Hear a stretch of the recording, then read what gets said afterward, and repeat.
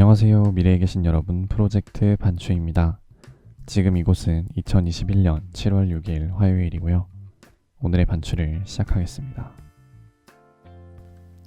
먼저 오늘의 이슈를 보시겠습니다.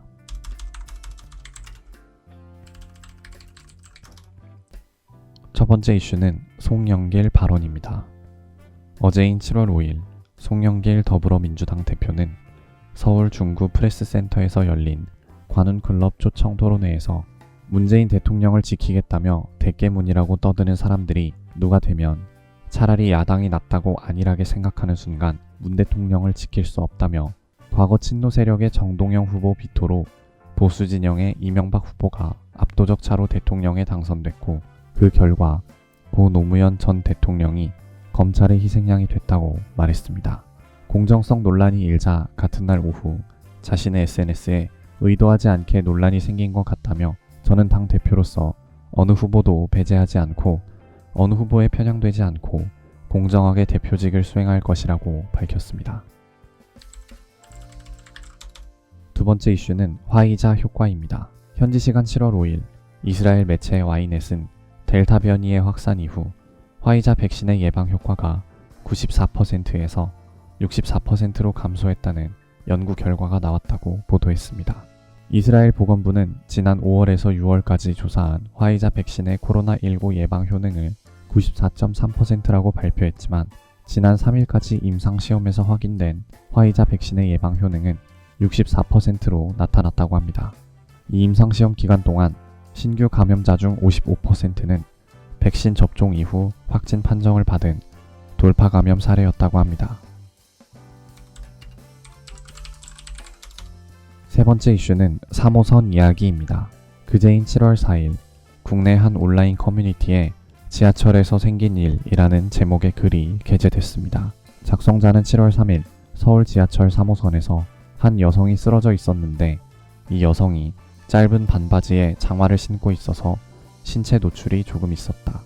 때문에 해당 칸에 있던 어떤 남성들도 그 여성을 부축하거나 도울 생각을 하지 않더라 라고 밝히며 결국 아주머니들과 젊은 여성들이 도와서 지하철 밖으로 여성을 부축해 나갔다고 덧붙였습니다. 댓글에는 여성이 쓰러졌을 때 나서서 돕다가 괜히 성추행범으로 몰리느니 그냥 가만히 있는 것이 현명하다는 의견과 사람이 쓰러져도 그런 고민을 하는 것이 맞느냐는 의견이 대립하고 있습니다. 네 번째 이슈는 벨기에 대사 부인입니다. 지난 4월 옷가게에서 직원의 뺨을 때려 논란이 됐던 벨기에 대사 부인이 이번에는 공원에서 환경미화원의 뺨을 때려 논란이 됐습니다. 어제인 7월 5일 공원 청소를 하던 환경미화원 이모 씨는 공원 청소를 하던 도중 대사 부인과 시비가 붙었는데 대사 부인이 공원 한 구석에 놓아둔 자신의 도시락을 발로 찼고 폭행도 먼저 시작했다고 주장했습니다. 뺨을 맞은 이 씨는 화가 나서 대사 부인을 밀쳤고 이 과정에서 대사 부인이 넘어졌으며 넘어진 대사 부인을 부축하는 과정에서 이 씨는 다시 한 차례 뺨을 맞았다고 하는데요. 경찰은 이 씨와 대사 부인 모두 상대방의 처벌을 원하지 않아 현장에서 사건을 종결 처리했다고 합니다. 다음은 요일별 테마를 보시겠습니다. 오늘은 화요일이고요. 화요일의 테마는 주식과 코인입니다. 1위는 신풍제약 72,900원, 2위는 삼성전자 89,000원, 3위는 HMM 47,850원, 4위는 진원생명과학 56,000원, 5위는 카카오게임즈 76,000원, 6위는 카카오 158,000원, 7위는 한국 BNC 12,750원, 8위는 두산중공업 25,250원, 9위는 셀트리온 269,000원, 10위는 삼성전기 184,500원입니다. 다음은 가상화폐를 보시겠습니다. 1위는 센티넬 프로토콜 155원, 2위는 이더리움 260만 2천원, 3위는 비트코인 3,968만 9천원, 4위는 이더리움 클래식 63,680원, 5위는 리플 771원, 6위는 휴먼스케이프 117원, 7위는 도지코인 273원, 8위는 그로스톨코인 871원, 9위는 메타디움 134원, 10위는 CB 327원입니다. 이제 여담 시간입니다. 오늘의 여담 주제는 싸이월드의 부활입니다. 이미 4월쯤에 싸이월드가 부활한다는 소식을 여담 시간에 전해드린 적이 있는데요. 어제인 7월 5일부터 싸이월드가 일부 서비스를 다시 시작했습니다. 싸이월드 아이디를 잊은 사람들을 위해 실명 인증을 거쳐 바로 아이디를 찾을 수 있게끔 만들어 두었고, 오후 6시부터는 싸이월드의 로그인이 가능해져 예전에 싸이월드에 올렸던 사진과 동영상 등 콘텐츠 보관 상황과 예전 댓글, 주크박스, 자녀 도토리 수량까지 확인할 수 있다고 밝혔는데요.